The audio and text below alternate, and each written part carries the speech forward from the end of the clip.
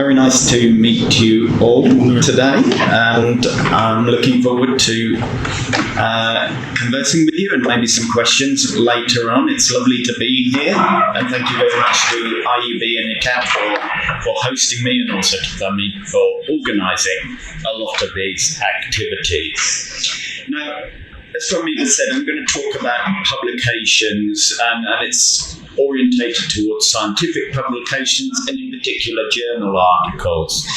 And because of the nature of the session, we've got quite a big class and a big classroom. I'm going to go quite broad in terms of coverage, and therefore, as part of that going broad, I'm going to be fairly superficial in terms of the level of depth that we can talk about any one of these subjects. So here's a little breakdown of we've got the wrong name there, but sorry about that.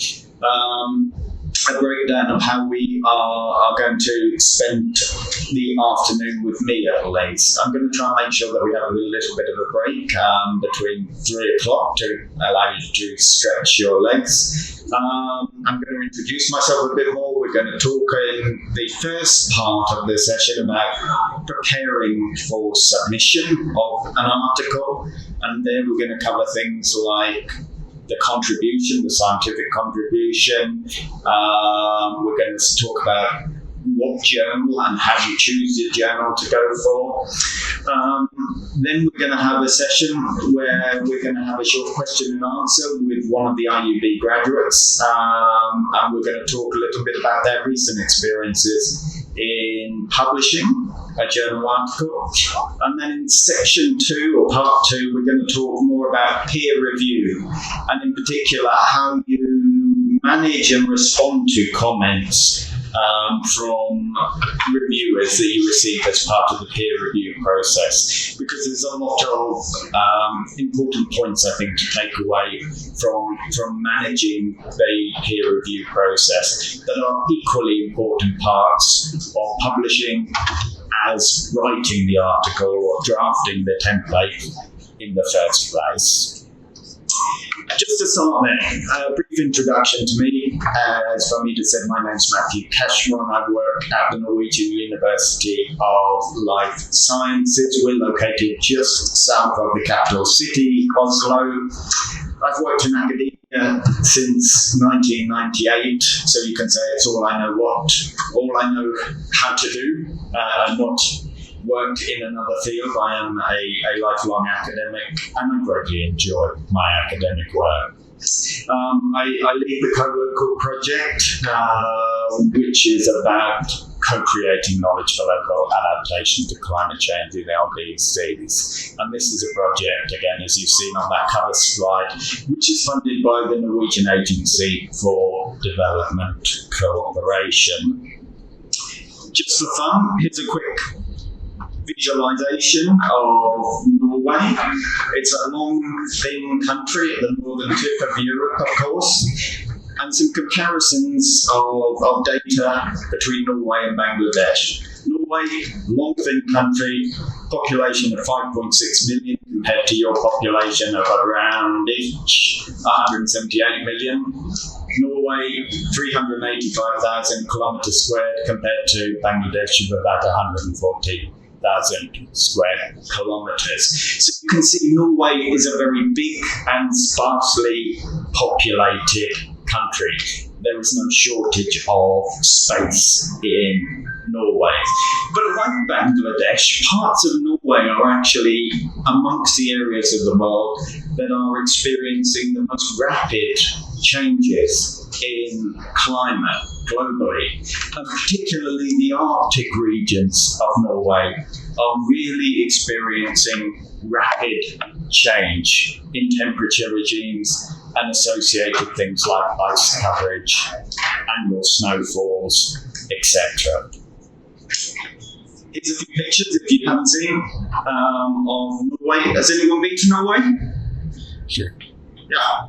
We have all that. So it's a very beautiful country, very cold, and lots of nice mountains. I saw actually Norway is in your national press today because it is the Constitution Day in Norway. So if you ever get the chance to visit Norway, Norway on the 17th of May, then these are the types of things that you will see. People dressed up in their traditional costumes for their regions of Norway, and lots of marches around the capital. And there's some commentary on the Norwegian Constitution Day in one of your national newspapers today, if you're interested in that. Just briefly, my experience in terms of academic publishing, just to give you a little bit of an insight into where I'm coming from in terms of this presentation. I'm an academic, obviously. I published in some of the high-ranking journals in my field, but I've also been involved in 2 editorial boards in particular for journals, and also in editorial work with journals. For example, at the minute I'm lead editor for a special issue of the journal Environmental Science and Policy, and I've also done special issues on other journals as well.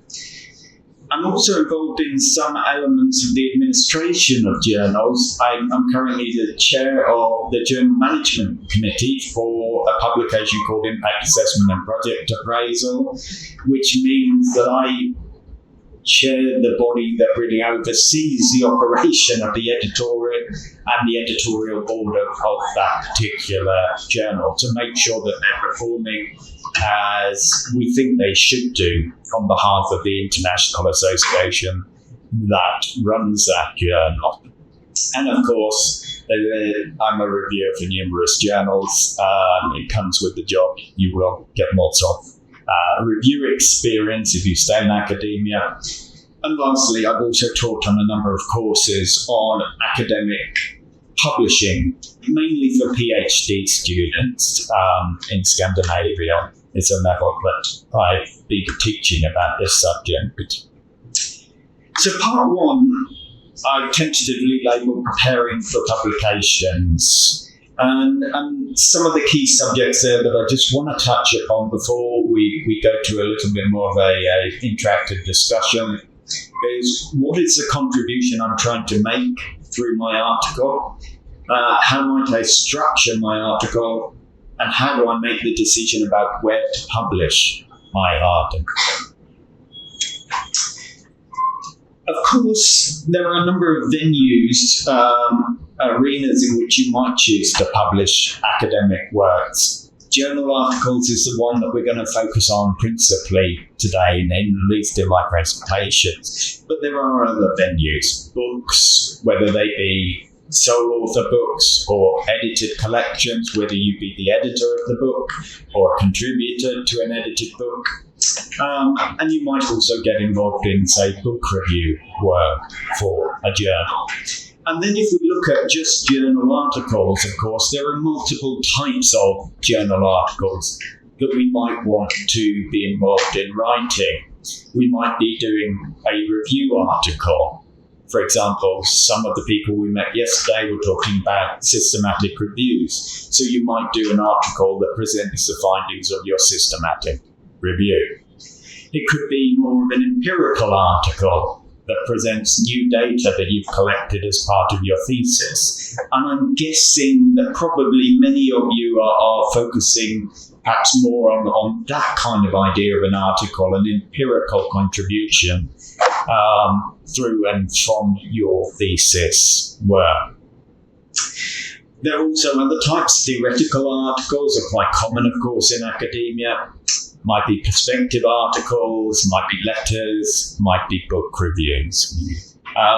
So there are lots of different types of articles. There are lots of different types of academic publications. But I think we're probably talking mainly in terms of journal articles and probably empirical and a little bit theoretical articles when we're discussing today. One of the hardest questions that I think people find when starting to convert their thesis into a publication is what is the contribution that I'm trying to make? How do I delineate that contribution? And is it good enough contribution to be publishable? Can it get published? I think these are questions that a lot of young academics like yourselves find a little bit tricky. And of course, we can make a number of different contributions that are publishable, that are worthy of publication through our research and our work. Here's a list of a few. It could be that your case study has particular international relevance, so you might be using a case from within Bangladesh, but it speaks to examples of developments perhaps in other similar countries, or maybe it speaks to development practices internationally. It might be that your approach advances state of the art. Perhaps you're developing a methodology, advancing a methodology that's been used before, but you're adding to it. Perhaps you're expanding a data set. And through that contribution, you can make an important international contribution to scientific thought.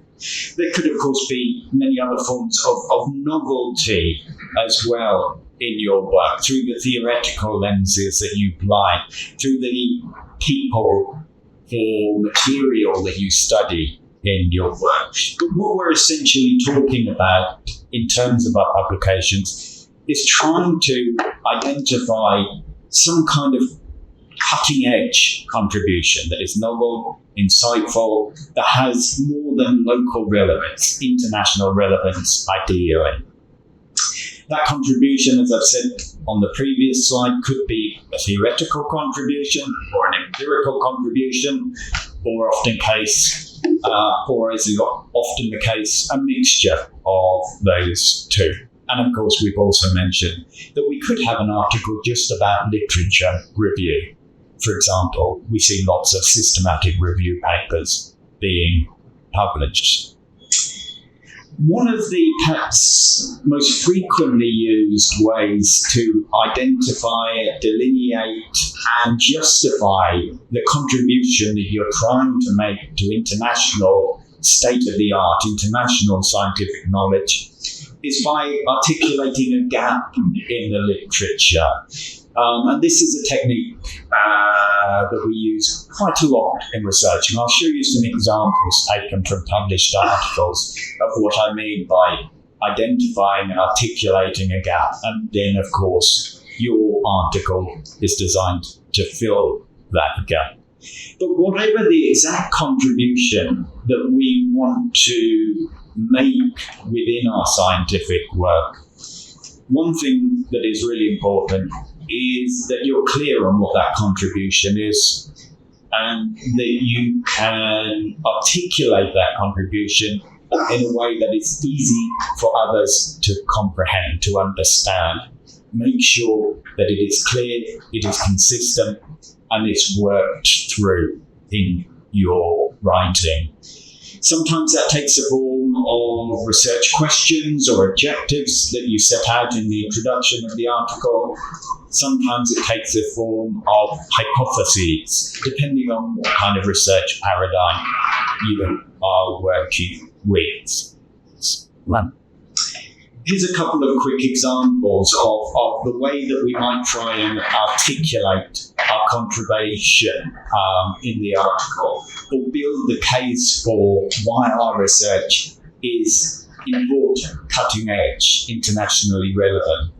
If we look at the first one at the top left, this is from publication of mine. And in the first sentence, you can see there I'm saying the article builds on previous research. And it's a kind of rhetorical device there. I'm trying to link it to previous research to say there's a connection between what we're doing and what other people have been doing in the past. And of course, then I say we expand upon what has been done before through a detailed examination in the words used in that article. You can see in this kind of justification of the contribution, articulation of the contribution also, that I'm not saying anything about the case that we study in this research. I'm saying empirically we study how the construction of legitimacy for climate change planning affects and is affected by, etc., etc., etc. So I'm not talking about what we studied in terms of people, organisations, locations there. I'm saying that there's an empirical part to our research, but I'm connecting it back to our theoretical concepts. So I'm trying to frame my contribution both in terms of what's been done previously, but also advancing certain certain theoretical concepts through our empirical research. If we move to the second example in the bottom left-hand side of the screen, then this one is a kind of gap exercise. Here you can see that it talks about something remaining understudied. To address disproportionate vulnerability and intersectionality remains understudied. They're saying there's a gap there in the literature. And of course, then they're saying we're going to fill that gap through this research. They talk also, similarly to what I had done in the article in the top left, about the links to previous literature, building on the work of various authors. And there they have, following that, quite clear description of the aim of the research. We aim to critically examine how intersectionality is applied to overlooked in climate litigation, the focus of their contribution to the scientific literature. And on the right-hand side, a third example, just taken from an abstract there.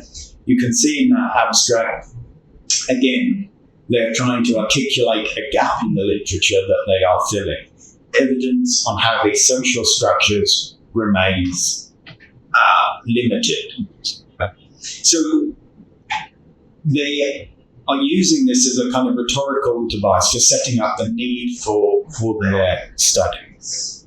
It's a very easy way of doing it. It's not the only way you can make the case for your research to set up the need for the contribution that you want to make, but it's quite an easy one to work with if you are new to writing academic publications.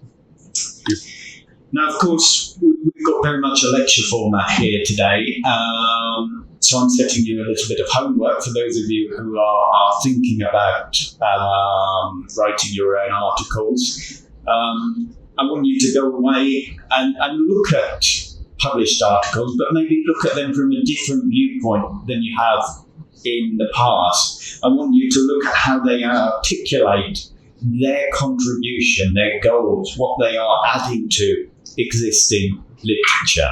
And I've got some questions here that you can perhaps use to help you assess how well they do that in the published literature. What are the authors trying to achieve in that article? Can you identify where they actually say what it is they're trying to achieve? Is it clear to you what they're trying to achieve? How well do they articulate it? Do you find it convincing when you read it? How do they structure the argument made for this contribution? What are the main claims that they make within the article? And do you think those claims are backed up by evidence within the article itself as well? So a little bit of homework to apply a critical approach to reading literature, reading articles. And from that, of course, I hope that you'll be able to think about how best you might then frame the papers that you want to write or are writing at this present time. So please have a go at that exercise and see what you learn, thinking about how you can use that in your own academic writing. In terms of paper structure, how do you organise your article? Then, of course, there is one very classical approach, one very frequently used approach, the INRAD approach, where essentially we have introduction, methods, result, and discussion as the key sections of our paper. Now, of course, in reality, sometimes that is expanded upon. There will, of course, be a title. There will need to be an abstract in addition to that and a reference list. And sometimes we might have conclusions, or separate conclusions to the discussion. Sometimes as well, in that next bullet point there, we might also have a theory type section or a conceptual framework type section. Normally in between the introduction and methods, there might also be a literature review or state-of-the-art type section as well in between that introduction and methods section. So there are some slight variations on the INRAD theme, but 95% of scientific articles will quite strongly follow that basic model. There's no need to do something different just to say I'm doing something different. Follow what is accepted, and this is a very good model for starting with. There are some disciplines that will deviate to greater or lesser degrees from the kind of INRAD classical model of structure for our articles. Some of the social sciences and the humanities, for example, will use a slightly different approach, and I'll give you an example of what that might look like in the following slide. And often in social scientific literature, then we tend to use more descriptive headings within our articles. So, for example, I would never call a section the literature review section. I would always tend to give it a more descriptive name because I want my section to be doing more than just reviewing literature. I'm often working out concepts that will be used in the article subsequently. So there is more to it for me, at least, in the way that I work in literature review. Some people will not call the discussion, they'll give it a more descriptive name that relates to the type of empirical or theoretical work that they are undertaking. So there are variations there, again, that we might see in our work. But here's an example, just to give you this. I'm not suggesting you do this unless this is a field that you're working with, but a non-INRAD example taken from the Annals of the American Association of Geographers. The article here is Landscapes of Recarbonisation, a fairly recent publication that I've been involved with. And geography as a discipline will sometimes do things a bit differently. So if you were to look at the structure of this article, you'll see the first section is not given any title, but it's not labelled as an introduction.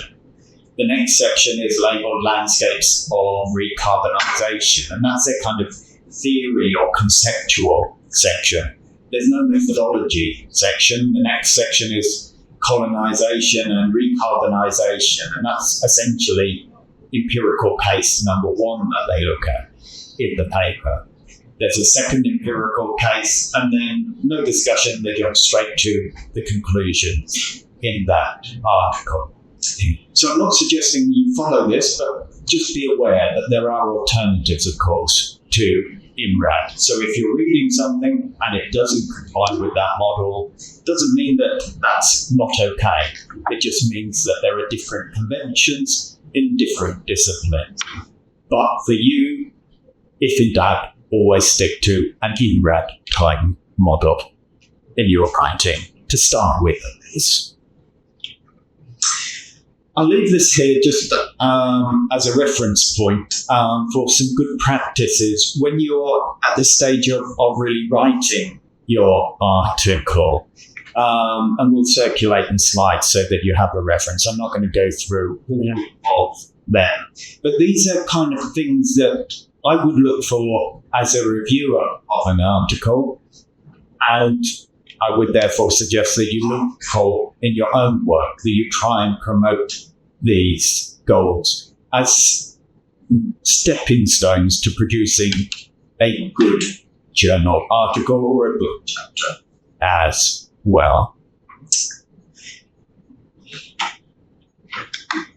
The next topic that I just want to touch upon is where might I want to publish? And again, we'll focus particularly on journal articles for this session. And sometimes I think people either don't give this quite enough attention or don't grasp the importance of making really considered decision about what journals you submit your articles to. Now, there's no end of journals out there that you can submit your articles to. From 2020, about 46,000 academic journals. Someone recorded it's probably over 50,000 now academic journals that you could submit your articles to. So where do you start in terms of thinking about where you might want to publish? Well, the first starting place that many of us will use is looking at the articles that we're using in our written work, that we're referring to in our draft manuscript, and seeing where they were published, what journals were they published in. And if you're using them, then it's probably a good indication that that journal is a relevant one for you to think about. So that's one of the very obvious places to start with.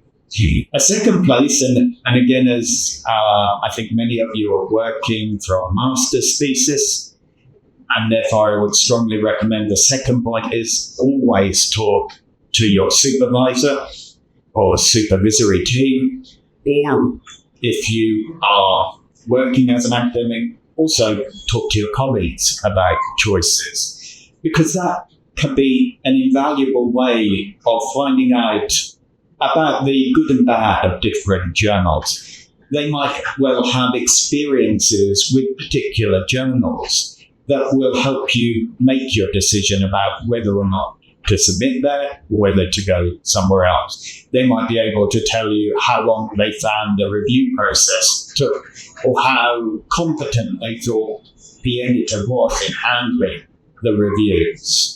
And so that information can be useful. So definitely always talk to your supervisor about choice of journals, and or speak to colleagues about their experiences as well. The third one that I've got here is maybe a little bit further down the road for many of you, but sometimes there are particular communities that we want to engage with through our work. I might say, I want this work to be read by people dealing with climate change adaptation. I might want this work to be addressed by and dealt with by people working in less developed countries of the world. I might want this work to be dealt with by researchers working with urban environmental issues. And that might also then influence my choice about journals. So if there's particular communities that you are interested in engaging with, in particular, in and through your written work, that can also have an influence. First step, though, when you have an idea of what journals you might be interested in submitting your article, your draft manuscript to, is to then go onto their website and check what their aims and scope says. Because one of the most frequent reasons why journals will reject an article without having a peer review is because they feel it's not suited for that particular journal. Many people just scatter their journal articles to journals which are highly regarded internationally, but maybe not relevant to the particular article that that person is writing. So editors spend a lot of time initially sifting through all the publications and saying, well, all the submissions, and saying, is this really relevant for our readership?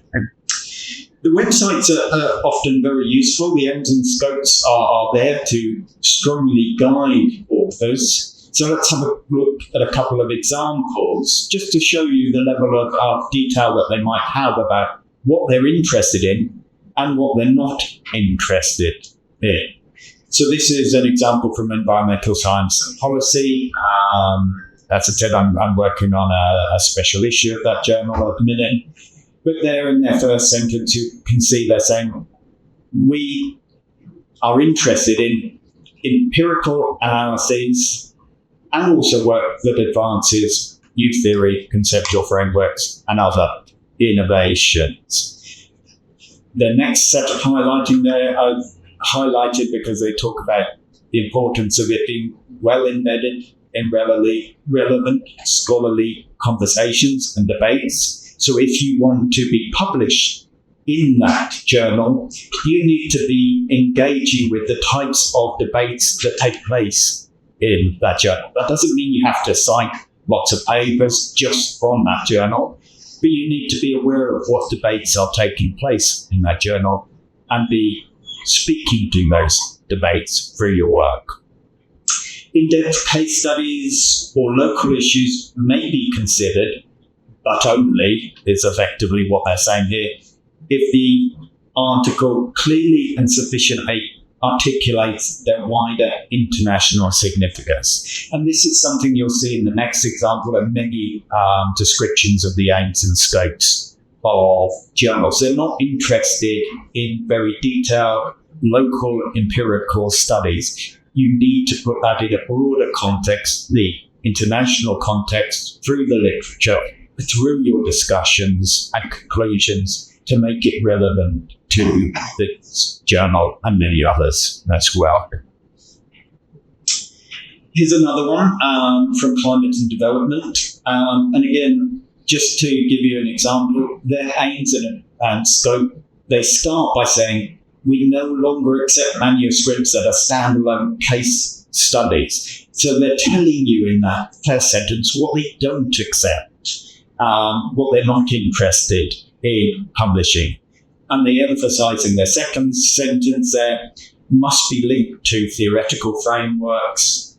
There must be a description of how your work contributes to advancing knowledge or building on previous case studies on the same topic. And lastly, they talk about this, another topic that they're not interested in addressing, some localized studies. They want to see the wider impact and relevance of your work.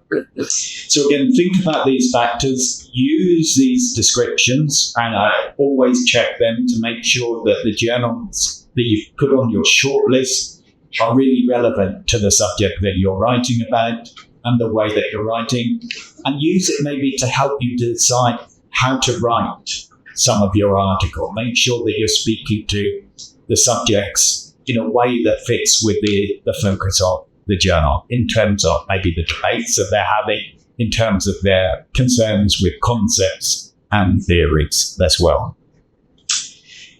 After looking at aims and objectives, you will probably want to think maybe a little bit about journal metrics. And we're not going to go into a lot of depth on this here today, but just to give you an example of some of the factors that we might consider in choosing the journals that we submit to. Impact factors are a very frequently used indicator. So how often are articles in those journals cited? That can be one of the factors that we use. How well ranked is the journal in comparison to others in that field? Is it highly ranked? Is it much lower down the ranking of the journals that you see? So some of these quantitative metrics can be used as well. But again, this is probably for your first publications where you want to speak to your supervisors to get guidance on this topic. You also might want to look at the metrics on how long it takes to get published. Sometimes, some journals, it can take a long time. Some will try and ensure that the process is a lot quicker. Obviously, these are average numbers that they are giving, so it's a guideline only. But this might be a factor that is relevant to your consideration. Right. And lastly, think about the accessibility of your publication if it is to be accepted by that journal. Does the journal make it easy for you to share your published work? For example, can you afford open access publication with that journal? If not, can you supply other people with preprints to your articles, so versions of your article prior to them being typeset by the journal?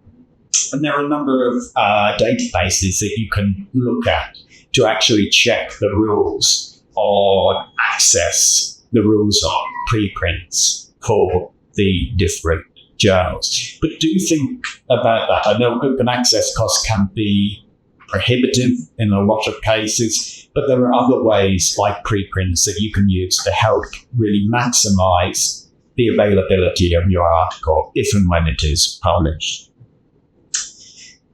Then very briefly, be realistic when you're thinking about what journals that you want to publish in.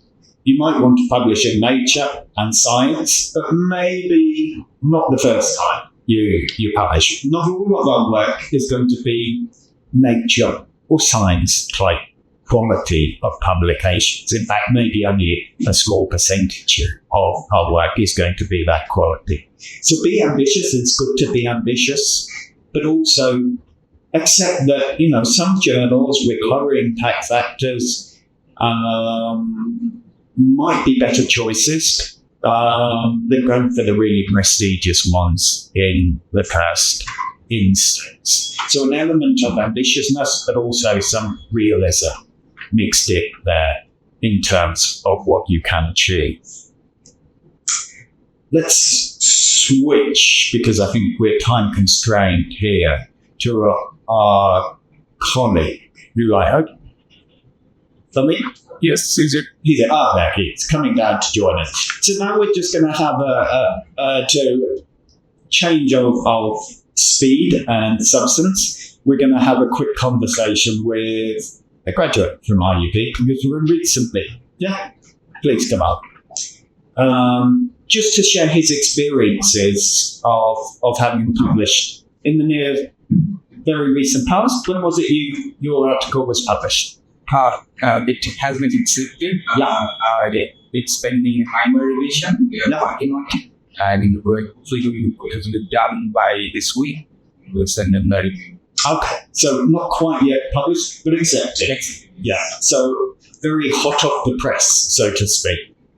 And then I just wondered if you could share a few reflections on maybe how you decided what journal to submit to in the first place. Okay, so this is an interesting one because my major was computer science and my minor was astronomy and physics. And the thesis that I worked on sits in the intersection of both computer science and astronomy. So I worked on the classification for radio agents. Radio agents are a kind of galaxy that can be seen with radio telescopes. So I used machine learning techniques, certain deep learning techniques. I developed an algorithm and used that to classify the detection classes. And the caveat was I had to teach my model to identify certain features of those galaxies from those images. So I kind of had to decide which community of journals should I target to publish my article, right? Because I could have gone for the ML communities journals, or I could have chosen journals from the astronomy community. So for that, my supervisor helped me with it. He asked me to find out the work that we were doing, which community is more impacted by that work. So I had to decide that the data set that I used was from astronomy community, obviously. It was from astronomy telescopes. The methodology that I used, it was from CS, but at the same time, the work that I was doing in my thesis was going to help the astronomical community. I decided that I should go for the journals from the astronomy community. And then what I did was I looked for which journals have a higher impact factors. During my literature reviews, the papers that I read, it also gave me an idea which papers are being read in the community and what that I'm doing, what kind of journals are accepting works on that particular domain. So on that, I found out that 3 journals, MMRS, monthly notices of Royal Astronomical Society, Astronomy and Astrophysics, and another journal is called Astrophysical Journal. So from those 3 journals, I had to decide. I had to choose one journal to submit to. One of the key factors was the fee that I had to give them to submit the journal. So that was a key factor. MNRS is an op-eds journal, so I had to pay them to publish my article. So that was a matter.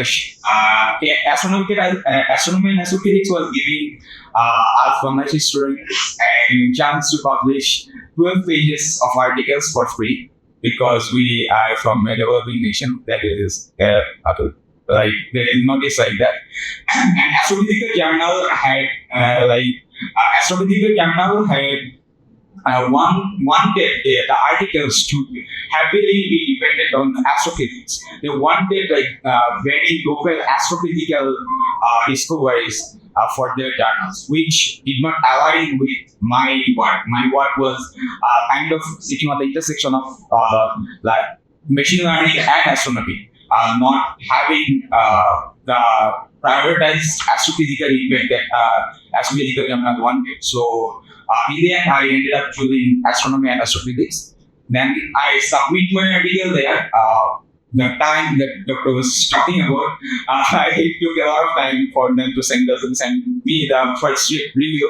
It was all over 2 months or so. And after the first review, it was a video review. They told me to change a lot of stuff. I did all of it, and then I sent them back. And then again, after a month or so, they sent me email telling me that some article was accepted, but they expect a few minor exits. And that is the journalism. So, in terms of choosing the journal, I think he's covered many of the points that we had on the slide, say speaking to your supervisor, looking at impact factors, looking at where the literature you use in your work comes from. Some practicalities are there. How much does it cost to publish open access in that journal? Are they offering freebies, which could be used on as well? And then an additional comment that I guess you talked about 2 months as being a long time. That's actually pretty good for many of the journals, I would say. 2 months is not a bad time for a review process. But you can see some of the kind of thinking going into the choice of the journal there. A mixture of both the more academic and the more practical. Could you tell us a little bit about what the peer review process was like, what kind of comments that you get, and how easy was it to work with those peer review comments? Just briefly. Okay, so the first review that I got from the journal, it was mostly on how novel my work was. So the reviewer, the referee, was pretty friendly. I believe that the referee was pretty friendly towards my first article that I submitted. So he gave me a lot of suggestions that how can I change my methodology to make it more acceptable, to make it more novel. So he gave me a lot of ideas. So what I did after the first review was I read every single paragraph very carefully. He wrote very descriptively. The review that he sent me was very descriptive. So I read everything very carefully, and then I saw that most of the comments were on my methodology. If I give you an example, the first classification that I made was between only two classes. So it was either if the galaxy was bent or not. So after sending in the review, he mentioned that for the paper to be published in the Astronomy and Astrophysics journal, they would expect a bit more novelty, a bit more complexity in the methodology. So he actually suggested me to expand the morphological classification in 4 classes, if possible in 5. So he gave me some realistic ideas, and I did work on them. And in the next 2 months or so, what I did was I changed my methodologies, I changed the architecture of the model, and then I increased the number of labeled images in my dataset. And then I again trained those models and everything, and then I achieved a very remarkable. I would say remarkable accuracy, because in a previous researchers there was no sports that could reach to the accuracy of my model so far. So I think what the process was, he gave me a lot of ideas to work with, and I did work with them. And in the second review, it did reflect on his comments. He was really happy. He congratulated me, and then he said that it was a remarkable enough work to be published on the journal. And he told me in the next review, he told me to work on a few language issues, like a few of the wordings, and a few of in a single figure. In a figure, he told me to change some coloring issues. So these are mostly cosmetic issues, and then it was That's good. I think again, we'll come back to peer review in the second part of the session, but just a couple of points to pick up there. He had a friendly reviewer. We don't always get that, and we'll talk a bit more about how you deal with cases where you don't have a friendly reviewer, but it's very nice that you did have a friendly reviewer there and a supportive reviewer. The second thing is just that I think they picked up on this question of contribution or novelty, as you framed it there. And this is really the key aspect to think about in terms of framing your article, because fundamentally this is one of the key criteria that they'll look at. And maybe thirdly, just briefly, they had good suggestions for how they could improve the novelty. So when peer review works well, it can be really, really good. You can get a lot of good ideas for free, if you like, from the peer reviewers when it works as it is designed. But lastly, because I know we need to take a break and you need to go, but do you have any general kind of lessons or reflections to bring to the class about your experience from compared to your thesis into a publication?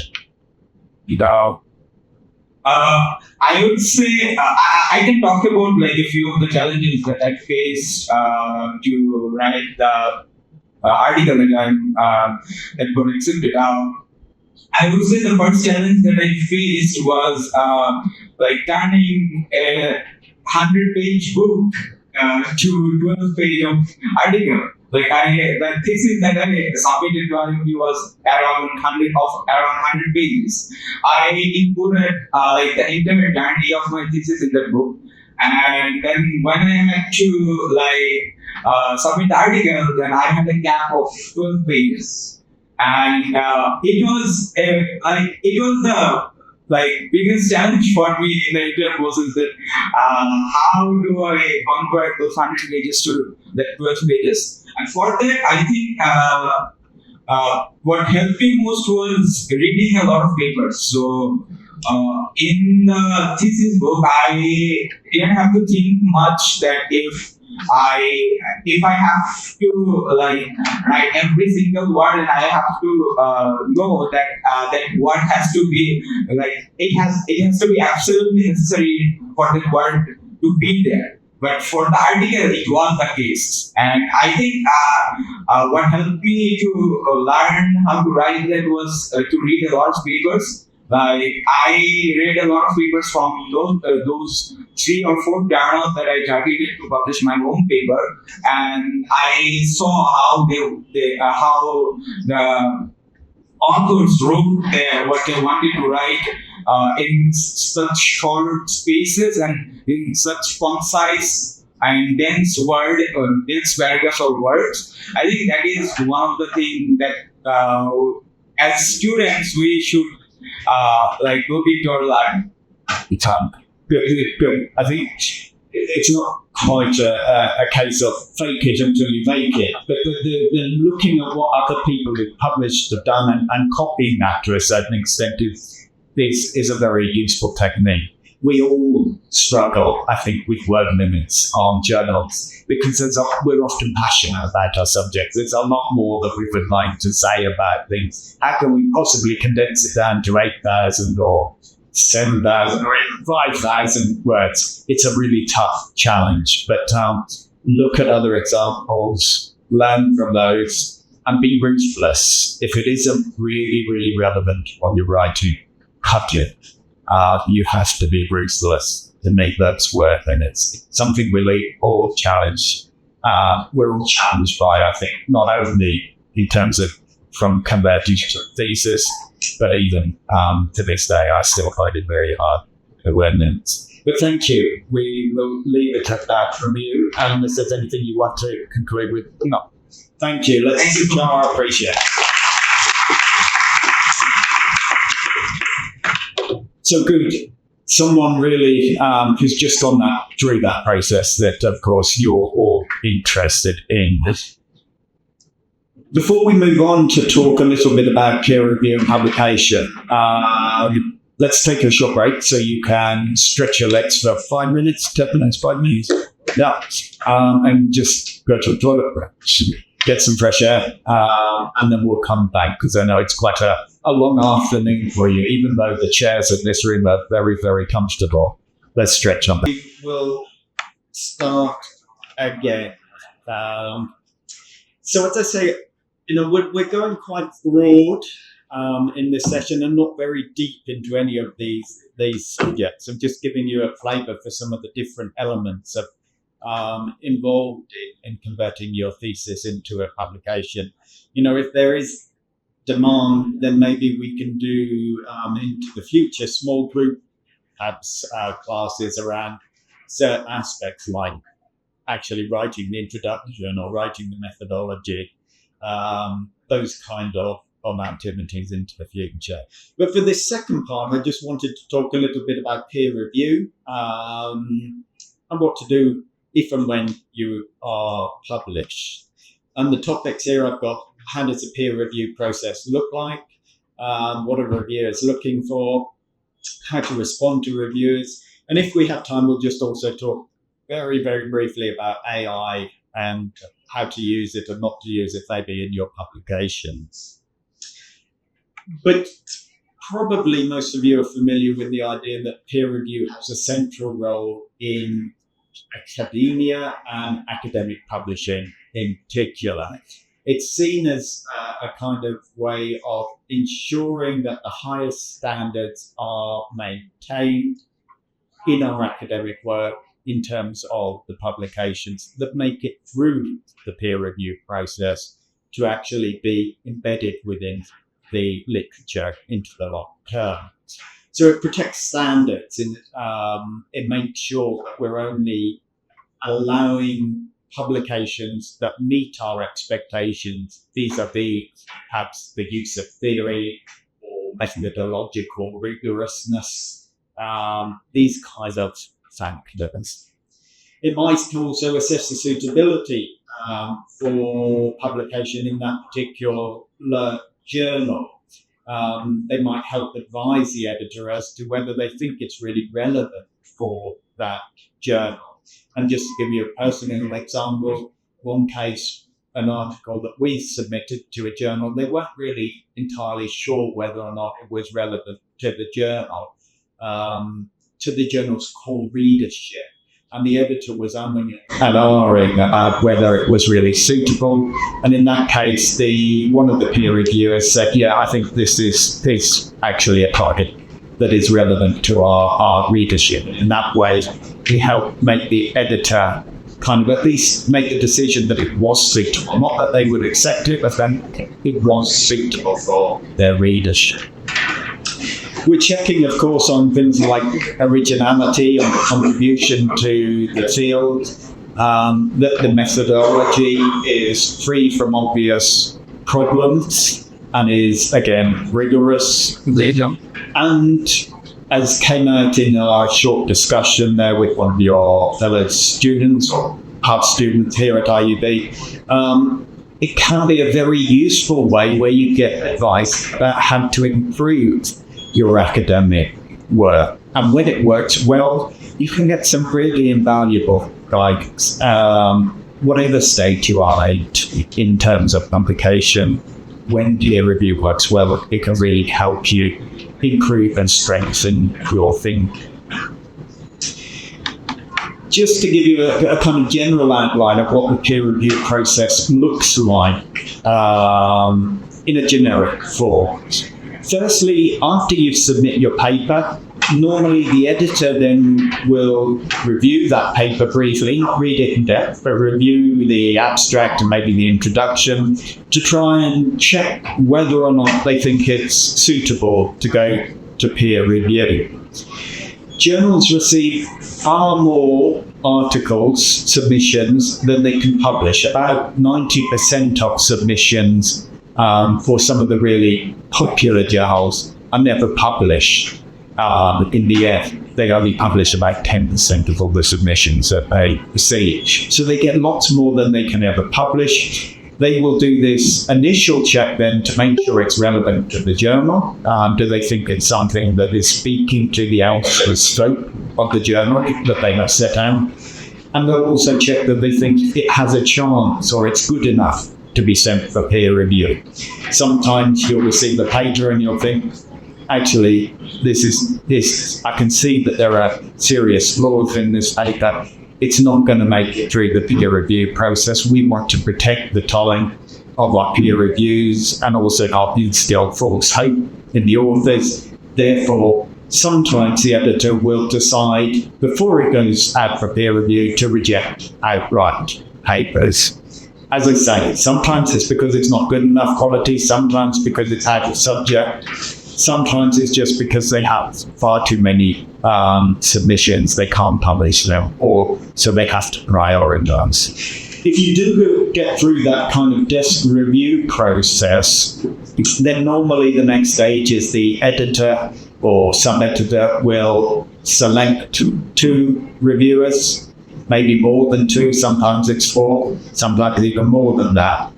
And they will then be given a period of time to go into detail, to really review that article in depth. Sometimes that is a blind review process, so it means that you, as the author, don't know who's reviewing your submission, and the person doing the reviewing doesn't know who has written the paper. Not always blind, but often we use blind review, or double blind as we call it, so no one knows whose paper it is. And then the referees submit the reports to the editor, and the editor uses those reports to make a decision on the articles. Now, that decision could be to accept the paper outright. So they might say, yep, this is perfect, no changes needed. Happens very, very infrequently, very rarely do we just get an exception with no changes. It might be an exception, accept the paper, but you have to make some minor changes, or it might be that it's accepted, but you have to make major changes to the article. And increasingly over time, journal editors have really used the major amendments as their preferred category. They're more reluctant nowadays, I think, to accept subject to minor changes. They often fall to the major amendments as their kind of default function. And that was very much the process that your colleague went through. First round, major changes, then minor changes, then corrections eventually. So it could be accepted. Sometimes they will reject it, and they might reject it outright and say, okay, we've been through the peer review process and they said, no, this isn't a good enough quality, or there's flaws, or there's a problem with it. We don't want to see it again. So then you have to look for another journal. sometimes they might say, well, we're not accepting it, we're rejecting it, but we want you to look at the comments, revise the manuscript, and when you revise it, resubmit it, and then it will start again with new reviewers to look at the article once there. So different forms of decisions that can come out of that peer review process. What do peer reviewers look for? I think we're a bit too big to perhaps ask for suggestions from the audience that we can all hear. But these are some of the kind of things that peer reviewers will be looking at when they are going through the paper. We've already emphasised the fact that it's important that you have claims in your paper, claims of originality, of novelty, perhaps of international relevance. So they'll be looking at those claims, assessing, do they stand up to scrutiny? They might also be talking about things like, who's going to be interested in reading this and why?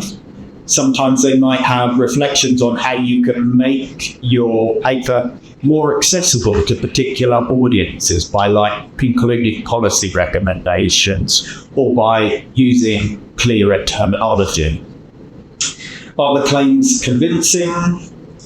Can the methodology be improved in some way by, for example, adding extra experiments?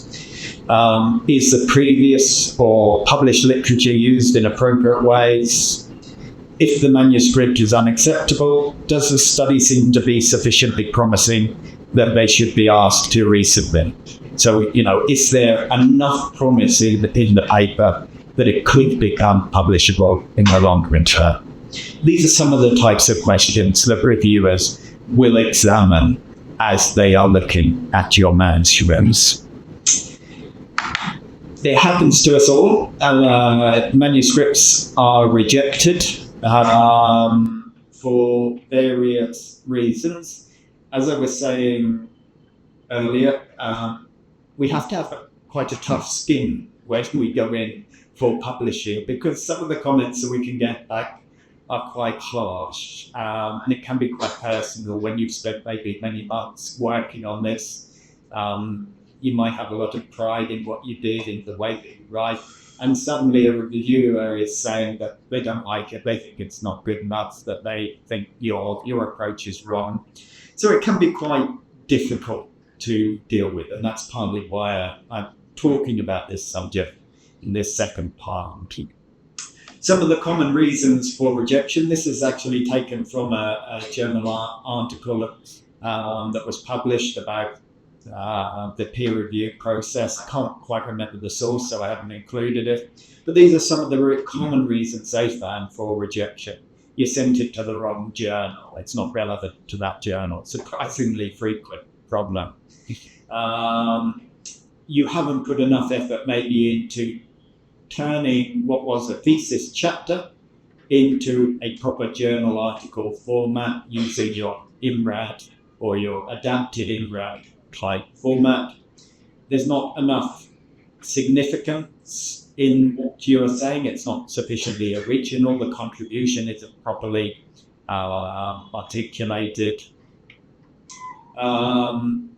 For regards to the conventions of the journal, you haven't read maybe how they want the article formatted, what referencing style they want, whether you're allowed to use footnotes or not for that journal. And it's not well enough proofread or presented. Now, most journals are well aware of the fact that people are not all native English speakers. So I don't think you should feel concerned that they will see through perhaps, grammatical errors and just use that as an excuse to refuse. They will want to see that weeded out eventually if the paper is accepted, but I think most journal editors and most reviewers are very familiar with working with people whose perhaps native language is not English. But if we see that there are obvious mistakes that could have been sorted out, tables aren't numbered correctly, references are missing, these kind of things, we'll think has this person really put in the time that they should have done before submitting the article? Then we have things like focus too broad. This is also a very difficult one. Then often we try and do too much in an article, and sometimes the saying of less is more is what really counts. To make it convincing within our 8,000 word limit, we have to really be focused very narrowly, focused very precisely to make it fit within that format. Too long for the journal, maybe sometimes too short, but less frequently too short. So some of the common errors to make sure that you avoid in your own efforts to become published authors. We were talking in the break there about, negative reviews. The case that we gave you then was very nice, that he had a positive and supportive reviewer, and that happens, obviously. But there are also a lot of well-documented cases where reviewers are not so careful with their words. They're not so thoughtful about how you might receive the comments that they give in their review comments.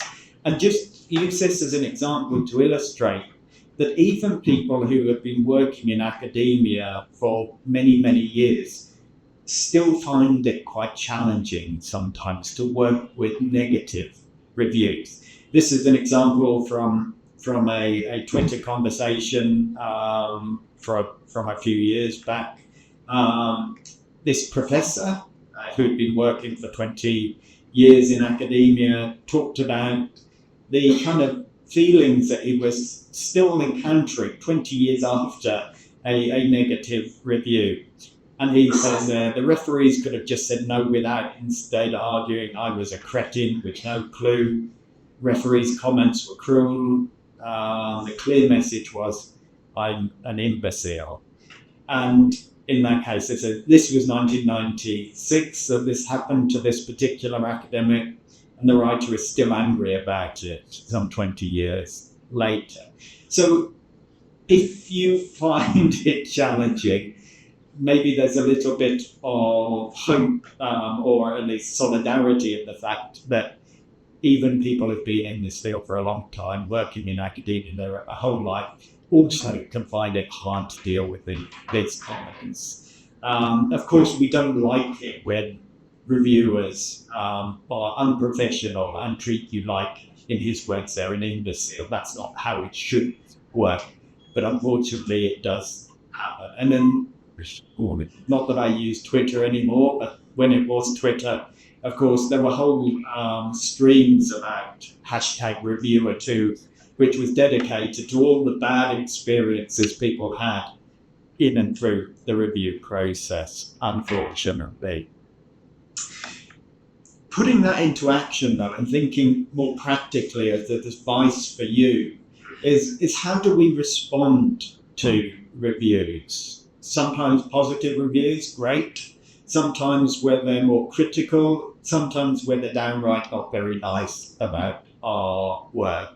And the best advice that I've seen on this subject is get mad, then get over it. It doesn't do you any good to stay mad and be mad when you're writing your response to the reviewers. Nothing good comes from that. So whatever you do, take some time when you get to that stage. Give yourself some space, gather your thoughts before actually coming back and deciding how to respond to a negative review in particular. Get mad, be angry. Why did they say this? Why did they treat me like that? Get over it before you respond. It's hard, but it's really wise words there. And what a colleague taught me very early on in my career was the best way to think about these comments is to treat them very much analytically rather than emotionally.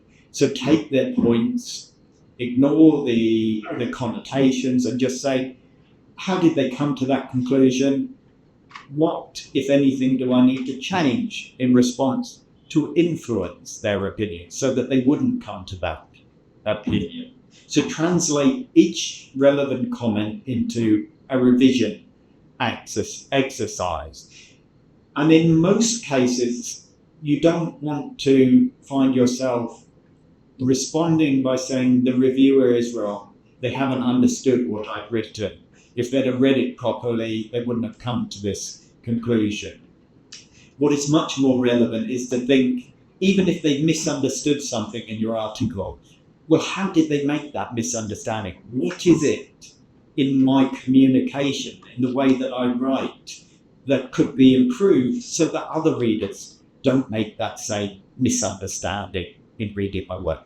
So think about it. Even if they've understood something incorrectly, make that an actionable change. How can I improve my communication? How can I make it clearer for other readers so that they don't make the mistake? Be grateful to reviewers and editors. These people are not paid.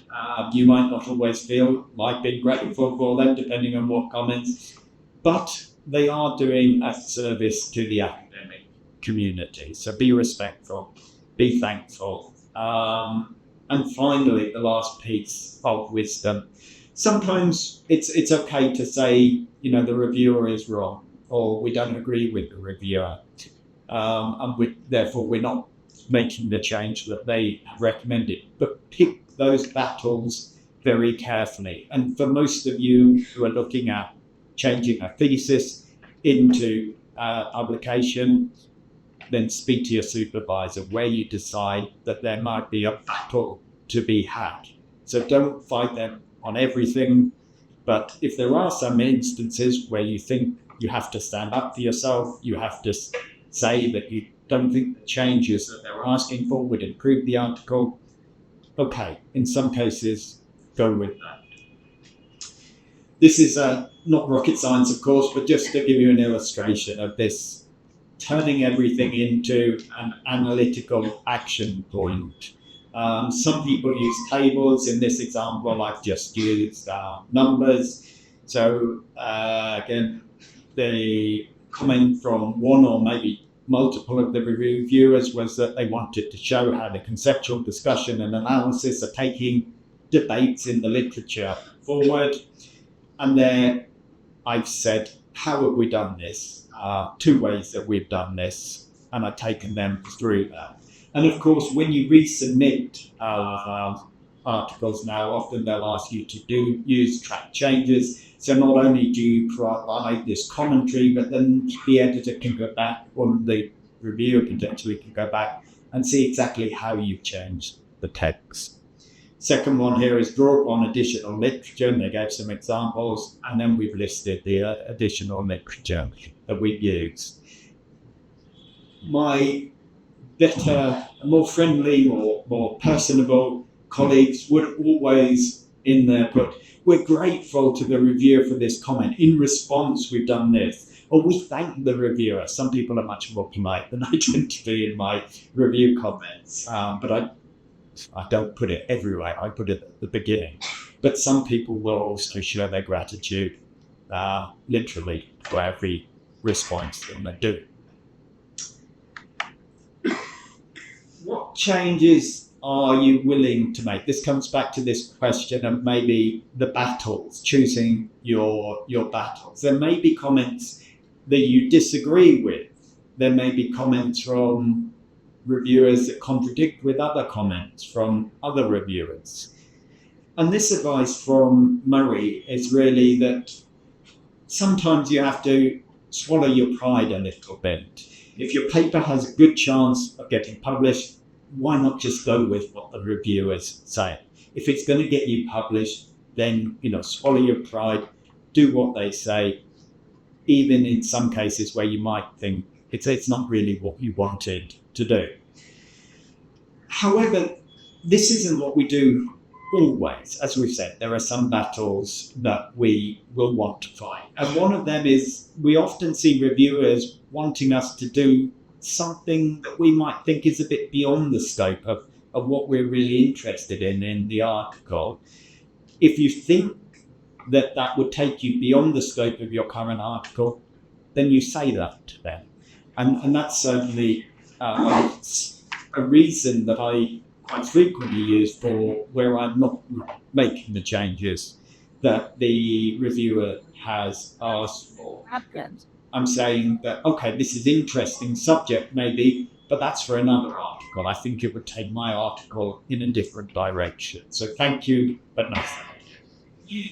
And if you don't agree with the reviewer's comment, if it's a really important issue for you, then, maybe this is where you take your battle and you say, explain through your response why you think you shouldn't do this quite carefully, that then the editor can see that there is an analytical reason, not an emotional reason, why you think that comment shouldn't be actioned in your revision. Again, we don't make all the changes that they ask for, but certainly when it's your first publication, make those decisions about what to change, what not to change in consultation with supervisors or colleagues to help make sure that you are picking your battles wisely.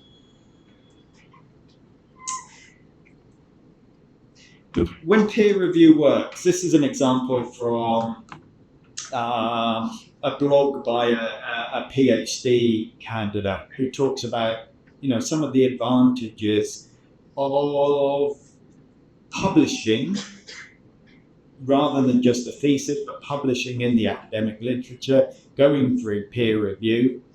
And it gives a nice kind of counterpoint to this concerns that I've raised, that sometimes we get not nice comments from reviewers, sometimes we get quite critical comments back, sometimes downright rude comments back.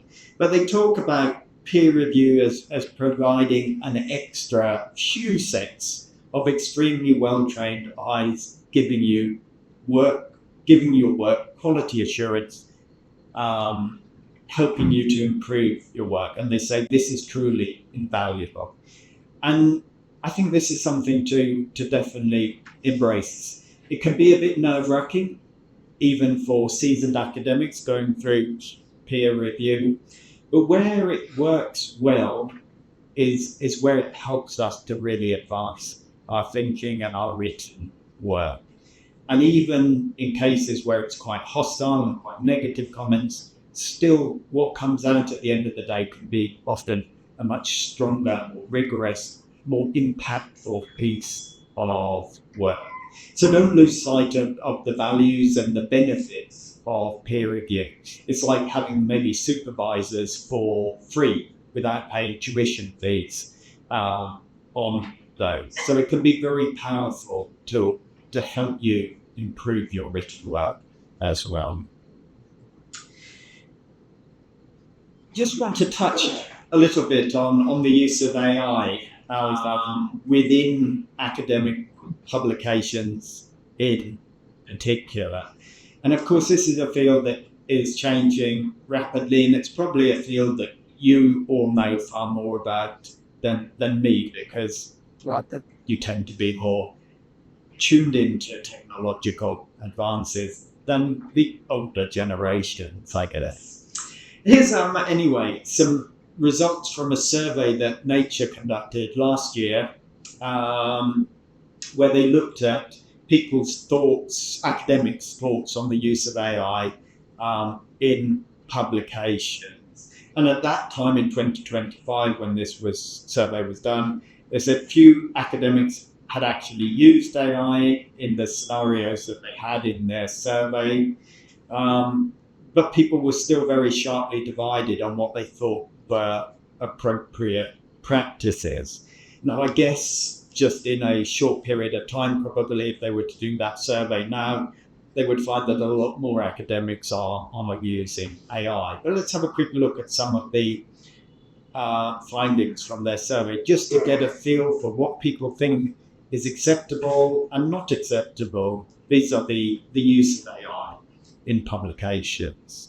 This one shows survey responses to the use of AI to draft different sections of a paper. Blue is it's appropriate. They felt that it's appropriate to use AI to draft sections, only appropriate with disclosure of AI use, and never appropriate in red at the far side. And you can see that there's a lot of opinion. 61% felt that it's not appropriate to use AI in drafting discussions and conclusions, not appropriate to use it in the results section. So where we're actually making sense of and presenting what we found, then people were less likely to be supportive of the use of AI.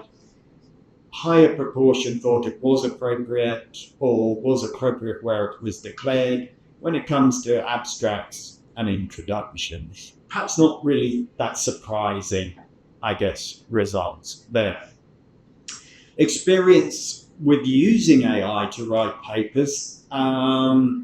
So the blue says, yes, I've done this without disclosing AI use. Yes, I've done this and I disclosed AI use. And the two other colors there are no, I've not done this. But you can see that at the time this survey was done, quite a minority of the survey participants actually admitting to the use of AI.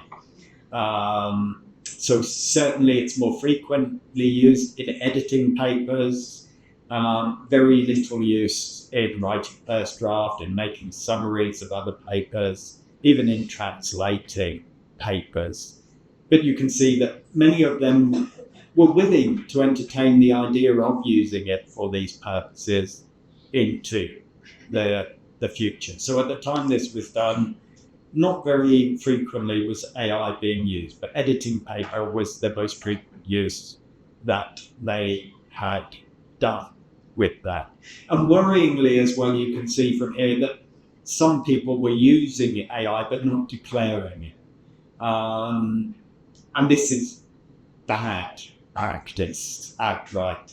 If we use it, then we must declare it, be open and honest about it. It's not a detractor to say, yes, I've used it to help with my editing or to help with the translation or to help make sure the grammar is as good as it can be.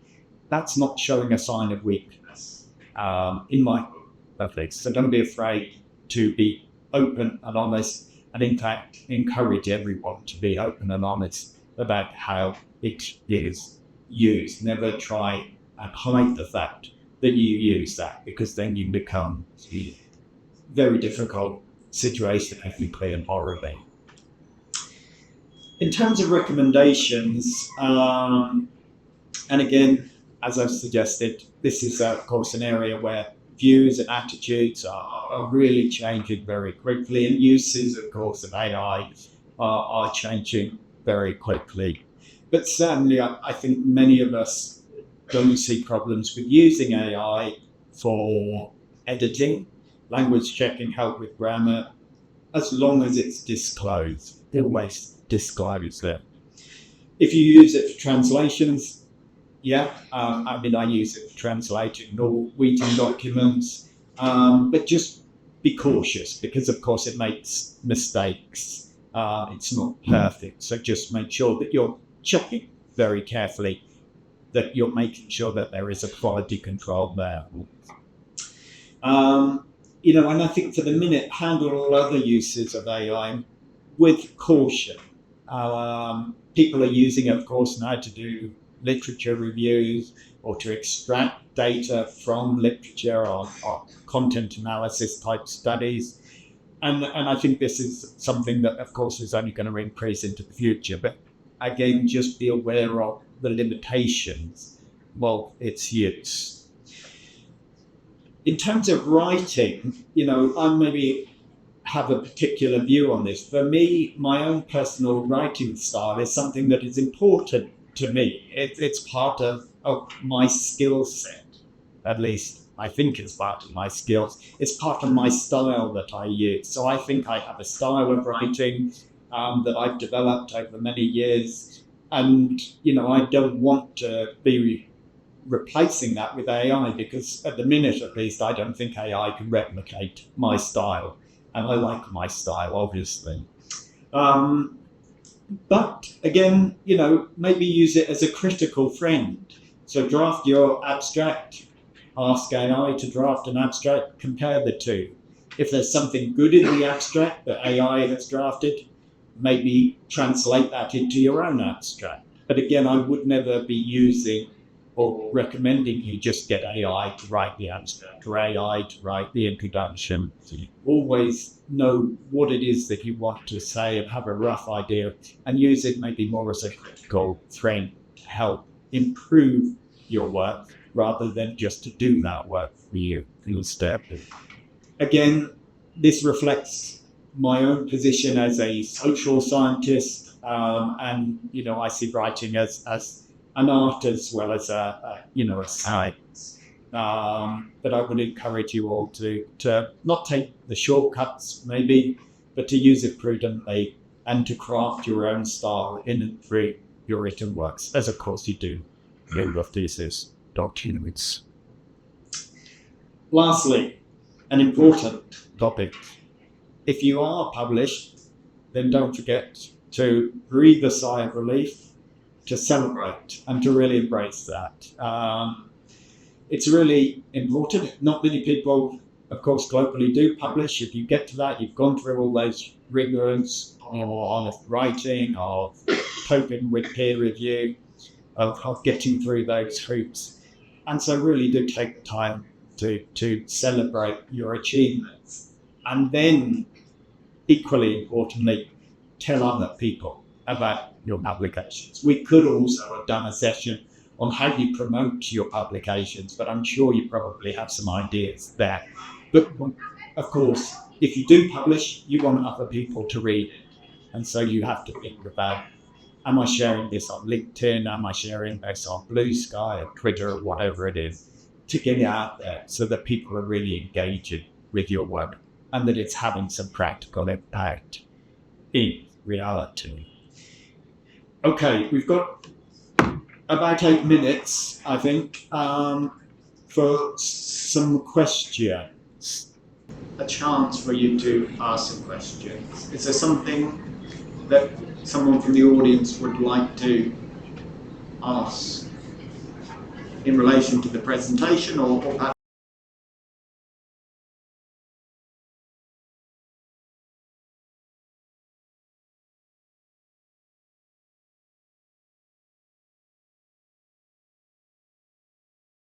So, how are you all?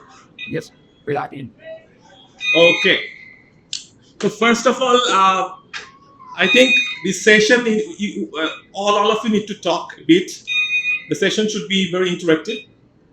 In that way, so may I ask you? Well, it's recording. Sorry, sir. Yeah, yes, sir. The photo second screen. Choose share. This thing not to be. Well, so that can do it. Using means. And make it. No, She is close. Let's not bother. go ahead. You check this. That's. So, let's get. Yeah, there we go. Okay. Sir. Okay. So first of all, actually, we all do research, right? So why do we do research? Can you please say, why do we do research? Hey, anyone from here? Anyone from the students' pool? Why do we do research? To find a solution Find the solution. And any other else? to look at so the years go ahead. It's pretty much that. Okay. Any other one? We have to research. To create knowledge. Right. Right. Any other things? Great. And why do we make publications? The products they share the wisdom. Right. That's Share the wisdom, right? So that people could know our research output, right? Okay, so we can see that actually it's just, I want to let me read something from here, which is interesting. Roughly 27 to 45% of all published scientific paper are never cited by anyone in the 5 years following their publications. Got that?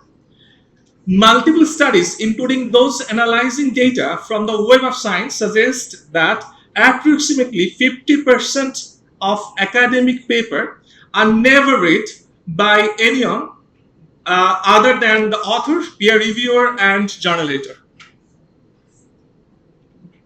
Right?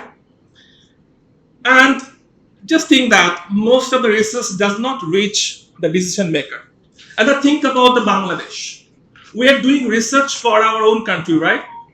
We are producing our research for our own country, but most of the cases, our policymakers, from my point of view, I don't think more than 2% policymakers usually read scientific paper. Right? So then what would be the output of our research? We are doing research for the scientific people all around the world, but not for our country. We are producing hundreds of research every day, but our people, they don't read it, they don't know anything about it. This is the reality, right? So I think that's the reason that this session is a bit important for all of you, and I think this is very timely that the government is making many changes over there. And if we can push them in that way, so that in the policy level, that would be very helpful instead. Okay. So the first of all, as I said, most thesis work remain confined within academia, right? And research often fail to reach wider public. Already we discussed it, right? And another thing is that why actually most of the common people, they don't used to read the scientific paper. The major reason is academic language create the barriers. In our research, as professor said, we used to use lots of academic language and jargons. But most of the cases in our common people, they don't usually understand that. They just understand their problem. They are looking for their problem and they're looking for some solutions on that. Right. So what op-ed can do, op-ed help to transform research into public impact. Right? This is very important. I think our researchers should more think about it. How can we make op-eds in that way so that people can know about our research? So the next point is why op-ed matters, right? Before that, if I must say that actually there are some things that in our country, op-ed, okay, so we're talking about op-ed. So do you know what is op-ed? What does it mean by op-ed? Any idea from the students? See, writing article in newspaper. Can you please say the abbreviation of OP-ED? Right? Please? Editorial page.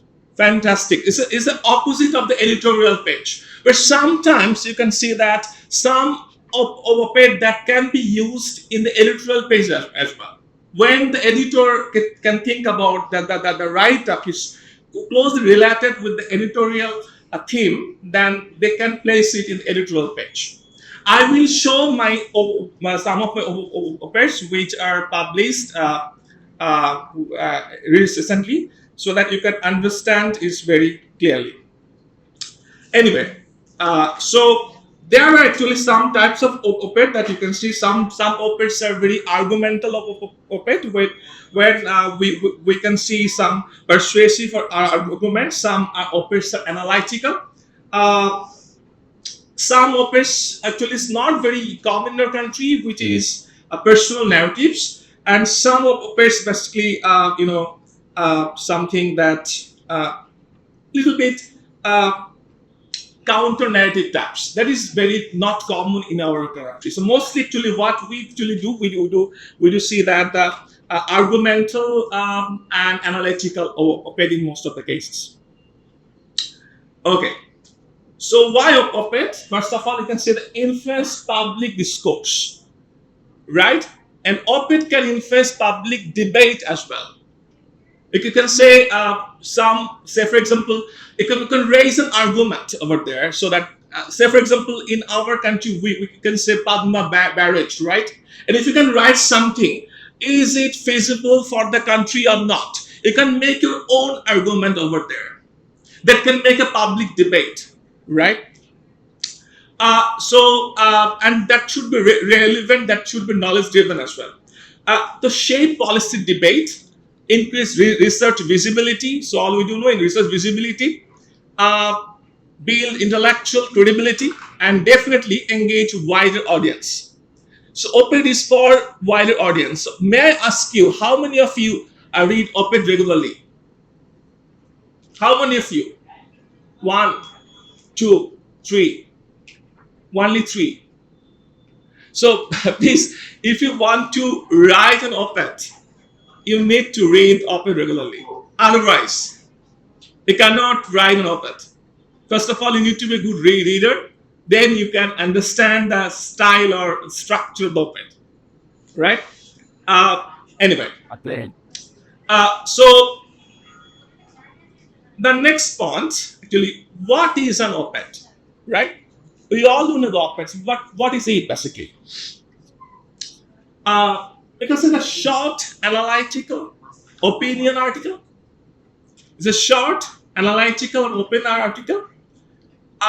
Of course, it is written for the main street people, for the larger audience. Focus on clear arguments. You have to have a very, very clear argument. Nothing vague. If you can make something vague, then I'm sure then the editor of the newspaper, they will not publish it for sure. So you have to have a very clear and valid arguments. Evidence informed but accessible, definitely, and that's usually we can see in our country 800 to 1200 words limit. So whatever you're going to write, that should have a limit within that words. Clear? Okay. The next point, academic versus op-ed writing. So Professor said about the academic writing. Now we have to think about what's the major difference between academic and op-ed basically. So we all do know that academic writing is theory oriented, right? But op-ed basically public oriented. You know, it can make a very strong theoretical foundation, but if people don't understand it, if it doesn't make any sense for the common people, so people will not read that, right? So from the editorial point of view of the newspapers, they used to always think about public orientations. The next point, the academic writing uses technical languages. So you can see some technical language over there. Every time it's an academic paper, you can have some technical language. And actually, I used to write a technical language in academic paper, but whenever I'm going to write something in the public paper, that would be more and more different. In this month, I think, in the last month, from 15th May to till date, actually, I think 4 of my op-ed has been published. So it's all about these things. So op-ed use accessible language, definitely should be accessible, and op-ed prioritize persuasion and relevance. Relevance is very important. You need to understand relevance. Say, for example, if you want to write something that during the COVID time, what happened? So during the COVID time, it's not relevant. But if you can write something, the harm disease that you can write, that's happening right now, that is relevant, right? So this is very important thing is that the relevance of the that should be timely, and that the piece should be very relevant. So what's the purpose of an op-ed? Right? So purpose, the present strong argument, as I said before, explain why the issue matters. You need to explain why the issue matters and connect research to public reality. So you might have a very good research, but does your research have connection with the public problems? So this is very important to understand, that connect research to the public realities. Influence public understanding. From here, you can influence public understanding and offer insights and recommendations so that the policymakers can get from here. So how do you find open angle? Say, for example, you wrote a wonderful thesis. And now from your own thesis, how could you find open angle? Right? That might be your question, where some of you may think about, so I do have excellent thesis or monograph or something like this, but how could I write the things from here? It is basically 10,000 or 12 or 40,000 words, but how can I make it within 800 words, 800 to 1,000 words? That is important. So, first of all, what should you do? Identify socially relevant findings. So, your all findings may not be socially relevant. So, be precise. You need to focus on what are the findings that those are socially relevant. Second, connect research with the current debate. So, you might took the data 5 years back, but you need to point it out with the current debates. Right? There's a linking words. I will show the structure of the open letter to run with example from my own paper, writer. So the next starting point is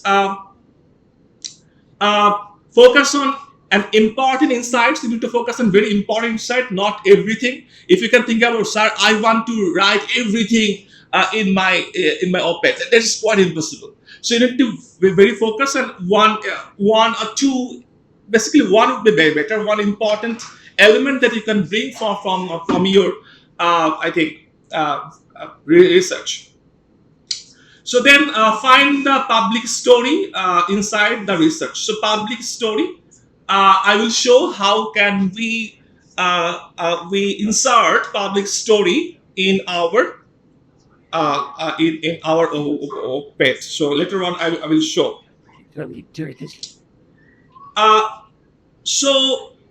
Op-ed to thesis. So if you can convert it, you can see that's some title. I can show some title in here. Say, for example, your thesis title can be Climate Awareness Among Bangladeshi Youth. So if you want to make a title for the op-ed that overview of climate education, which is a little bit vague, then what can you do? The better title would be Bangladeshi youth are becoming climate conscious. That can be an op-ed title, right? So that you need to focus on the relevance and urgency, definitely. So here you can see the structure of an effective op-ed. So here's the structure. So first of all, the headlines. Then you need to think about hook or the opening. Then context and relevance, core arguments, then evidence analysis and conclusion and recommendation. These are the very common structure of an op-ed. Okay, the first of all, writing the headline. How do you think about? How can you make a proper headline for an op-ed? This is another important task for you. So headlines should be, determine the reader's attention. So the headline should be so that the readers can have the attention, right? You just can think about, okay, what happened there? Something that may be in the reader's mind. You have to read the reader's mind in that way so that readers can think about it. Okay, keep headlines very concise, not very big things. Create curiosity and relevance. Use active language, definitely active. You should not use something that passive or anything like this. So this is the heading style. So if I can have a look from my own write-up. Yours raised. Yes. Dirty. Okay. Take. Yes. It's true.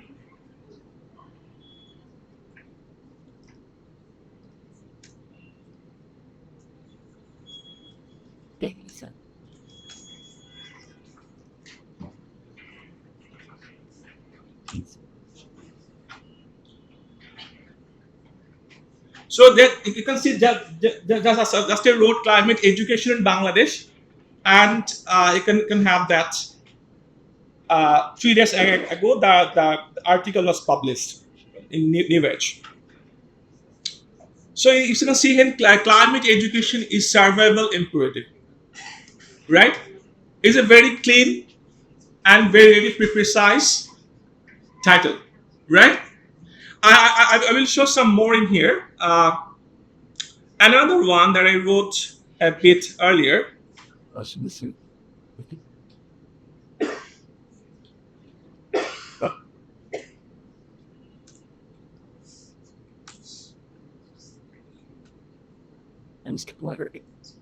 is Vincent. If it takes.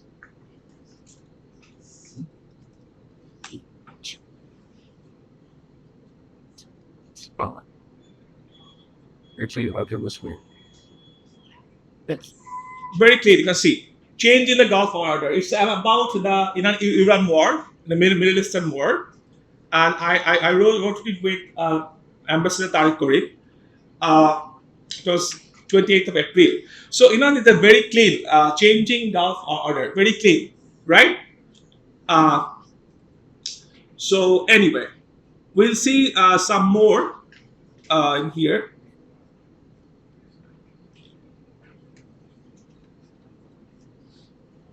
Students work.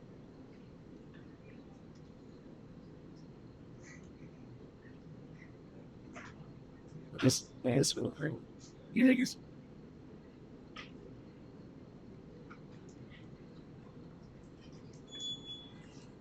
you should let the mouse. He was talking.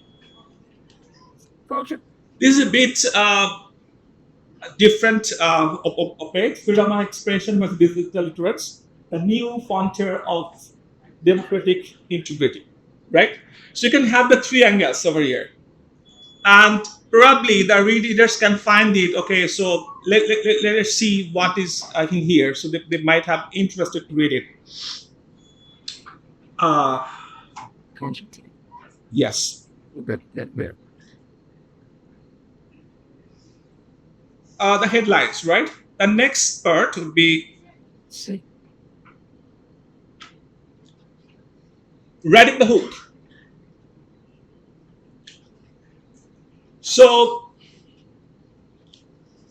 use a supporting facts of the event. Start with a question or contradictions, or use human-centered storytelling. So you need to understand that whenever you're going to write something in the opinion or piece, the first 2 or 3 sentences, the first paragraph would be very important, right? So if you want, I can show you one of my write-ups so that you can read. I think that would be very helpful as it is a workshop, right? Okay. I think this is relevant. Most of you from environmental school, I think this is relevant. So you can have the first paragraph in here, right? And you can see the last, I ended up with a question, right? Please have a look in here, and if you can, please read it from your point. Can you read from the back? Okay. Wait.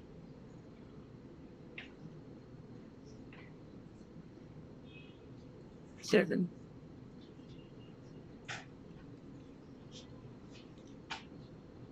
Got that?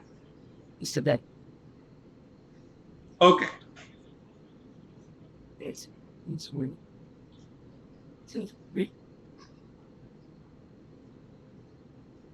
So writing the hook is very, very important because it makes the first impression. So why actually we don't used to read uh, lots of words. In our case, you can say Facebook. If I can read a wonderful article, nobody can read it. If I can write, I'm not feeling good, you can see lots of people that's making some some likes, some comments, or something like this. But if you can write wonderful statement, then people actually they don't want to read. So write something over there so that people can have more motivation to read the rest of the article. Okay. So then the next point is what you should not be. Avoid academic opening. Say, for example, avoid generic academic introduction. Say, for example, in our cases, we may say that climate change is one of the most challenging in the 21st century, right? It's a very common and with academic sort of introduction. So you should not write like this because people do know about it.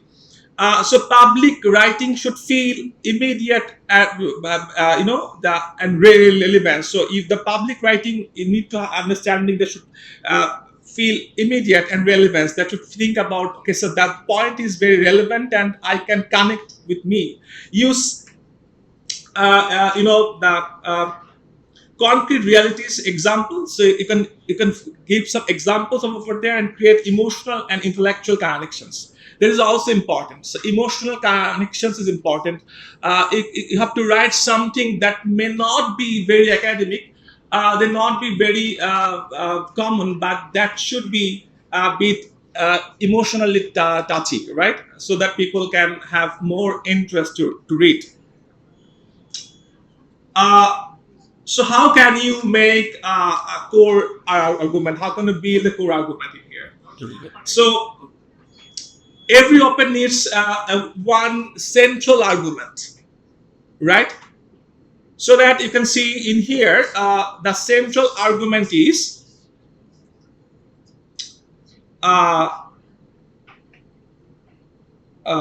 yes, in here, freedom of expression, right? Here is said about the something that misinformation, disinformation is everywhere in your country. So and you can see I use some way that our country can be can use it. At German and other countries had the same problem. 10 years or 5 years back, but they are now using this tool. So there's a evidence base, and our argument is very clear that we need to come out from the from sort of that the digital types of bullying, cyber bullying, or something like this. So that is very important. It's very core argument in here. Okay.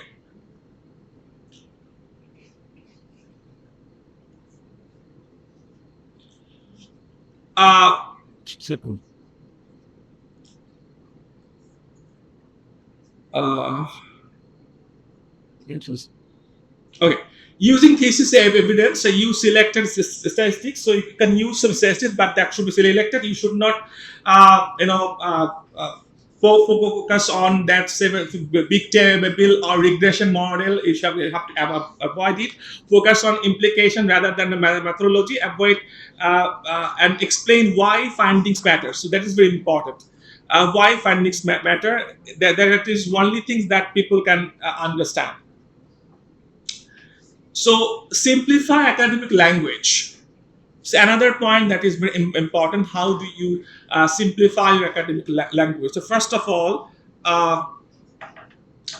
avoid jargons.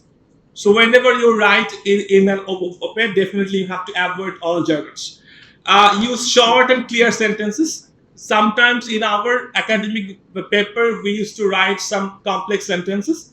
if necessary. But in an op-ed, definitely the sentence should be short and clear. So, and another point is conversationally. So in our academic paper, we don't write something like this called conversational way. But in op-ed, you can write something which bit conversational. And simplify without distorting meaning. So simplify. I need to make it simplify as much as possible. Storytelling is very important. Storytelling in op-ed, it basically improves the engagement. So I want to show an op-ed. It was published 2021, where you can find some storytelling. Where's the words? So here, let's go. Just that.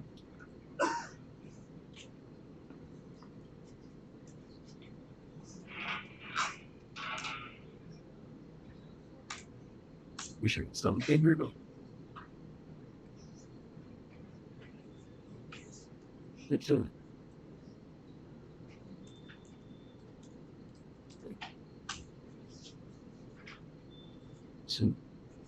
right.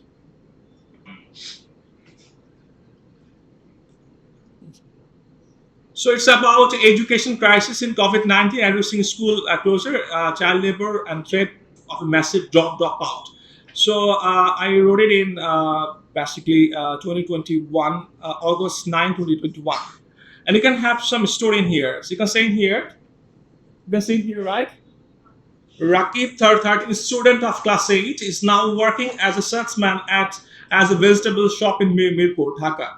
And he said that my school is closed and my father, who is rickshaw puller, fixed me here. And I have been working here since October 2020.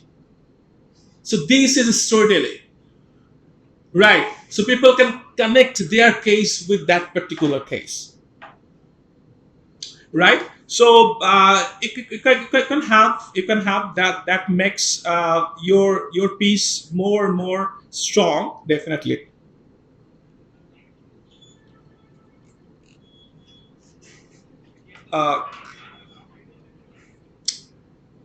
The next point, actually, connecting research to current affairs. So you might have some specific research on climate or education, or communication, or many other ways, or some sociological perspectives like inequality, gender. So what is very important? The important thing is that in most of the cases, people want to relate with the current scenario, right? Say, for example, if you want to write something about probably you worked with gender, right, or violence against women, and you might have some distinct findings over there in your research, but and simultaneously you can see some cases are happening every day in our newspapers.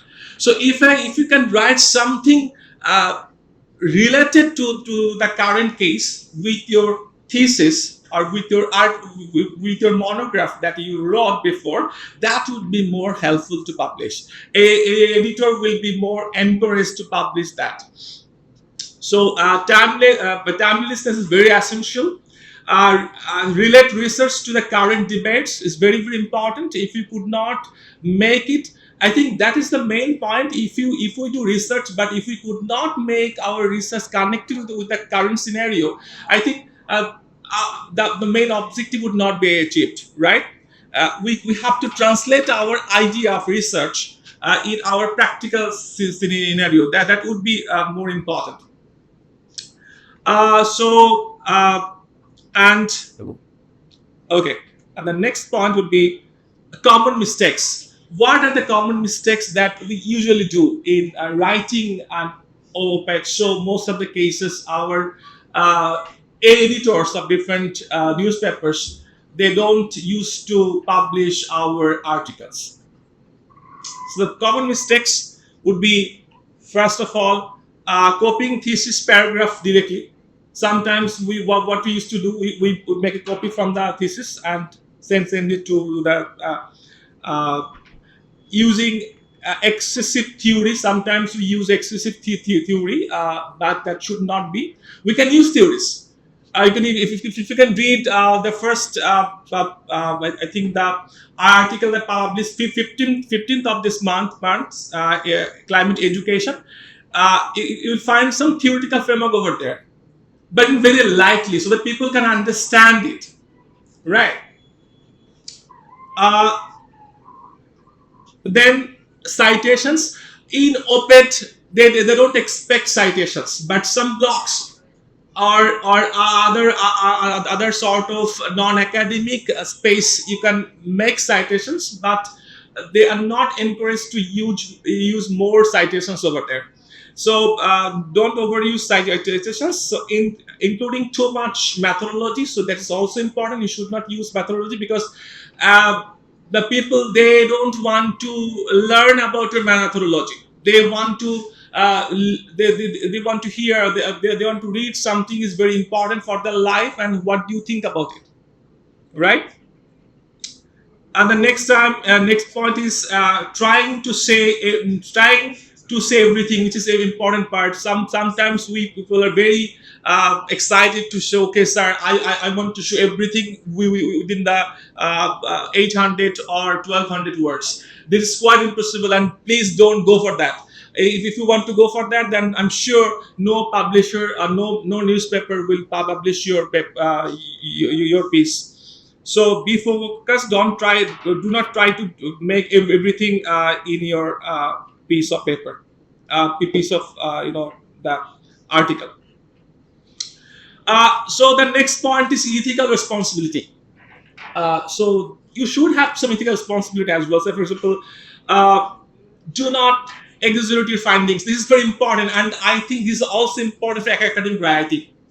I have got a feedback from my reviewer a bit earlier. He said that I exaggerated my findings in the discussion chapter. So that is very important. So we should not make something that I may get something, I have to write something exactly over there. We should not write something more than that. So the tone should be normal. As you get data from the field, you can just say it, paraphrase it in a very simple way, but don't overstate. If you want to make overstate, that doesn't make any sense, and there might be a possibility of rejection. And another point is that should be sensation, but that the sensation is very important in our country context. So this is very important. Factual integrity you need to maintain, and respect research limitations. You might have limitations, so you can say clearly that in my study I had some limitations. So that is very simple. There is no offense to do to state so. So why to publish your op-ed? So I think the very common part, newspapers. You can write editors. You can write a piece of article first, then you can send to the newspaper editor to review and publish. So it's very common practice. Online news portal, of course, you can send the online news portal as well. There are hundreds of online news portals nowadays. So they can publish your papers, your piece, definitely. Think tank platforms. There are lots of think tank platforms. If you think that your piece is very relevant to them, definitely they could publish. Professional platforms, LinkedIn, you can publish LinkedIn or video as well. Yeah. So suggested workflow. What would be your suggested workflow? It's very simple. I identify one important findings first, and before that, you need to think. First of all, you need to read op-ed every day, and then you need to think how can you relate your own research, right, with public demand. That's very important. So identify one important findings that you can write for the larger audience. A timely angle. Say, for example, if you want to write something on environment, so the next month would be very, I think, possible month to publish, right? The 5th of June would be the World Environmental Day. So from now you can write something, and if you can send to the newspaper editors, they would be happy to receive your write up as well. So central argument definitely, and write a hook. As I said, that hook is very important, and edit for clarity. And so these are the way that it is the workflow. So before sending, then you need to edit carefully. So this is a simple structure of an op-ed. So title, opening hook. So relevant issues that you need to address. What is the main argument? The main argument should be connected with the issues, definitely, right? Evidence and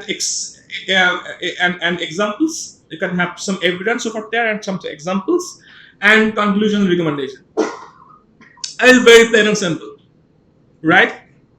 And if you once you learn how to write an op-ed, that will be fun for you, for sure. Right, and this is very important because it can give you citation as well, right? Anyway, so becoming a strong op-ed writer. How can you be a strong op-ed writer? First of all, as I say, read quality op-ed regularly. Don't fix with any particular newspaper. Say, for example, Daily Star in our country. It does have very specific point of view. If you want to read only Daily Star, I am recommending you to do not go for that, right? If you can read Daily Star, as well as you have to read Financial Express, New Age, and Daily Sun, and many other newspaper as well. And if you want to go internationally, definitely you can write. You can read Al Jazeera, BBC, CNN. Not only CNN, because CNN has different angles of interpretation. BBC has different angle interpretation, and Al Jazeera, it has different angle interpretation. So you need to understand their point. Most of the big newspaper agencies, they do have some specific people who are usually write op-ed regularly in their paper, right? So it's very tough to get in the quorum of Daily Star. But if you can write something, there are some very neutral sort of newspapers in our country. They could publish a paper if the paper meets the all criteria. So follow current affairs. You need to follow the current affairs as well. And the next part is very important. You need to practice simplification whenever you are going to write thesis. And I think that from the thesis to make an op-ed is not very easy, because you are going to have sort of, in our thesis, what we used to do. If I want to make any sort of argument over there, then I need to provide a citation over there, right? So it's very tough. So from where, if you want to calm down in here, that simplification, that would be a bit tough, but I think it's a good practice. So develop a storytelling skill. So in your op-ed, within 800 to 1200 words, that should be like a story, so that people can read a starting point, hook, and the explanation, and the discussion, and the recommendation. So they have to think about it should be like a full story, so that people can be more engaged, and people can be more excited to read your write-up. So write constantly is important. Is that if you write once and you will not write for 10 years, you will forget it for sure. So consistency is very important. So try to become consistent over there. So what is the key takeaway of this particular session? First of all, you can understand a thesis can generate multiple op-eds. So from your own thesis, You can make 2, 3, 4, 5, or 10 op-eds as well. If you can relate, if you can connect it with the practical relevance. So public writing requires clarity and focus. Important. Strong op-eds combine evidence and narratives, and research impact depends on communication. Your research impact depends on communication. So if you can if you can write 10 research paper in Q1 journal, nobody from our policymaker probably they are not used to read that. But if you can write 5 or 2 or 3 piece of opinion in our newspapers, that may attract them, and that might be instrumental for the future policy making. So that might have some impact over there. So if you have any question, then you can raise. Yes, you.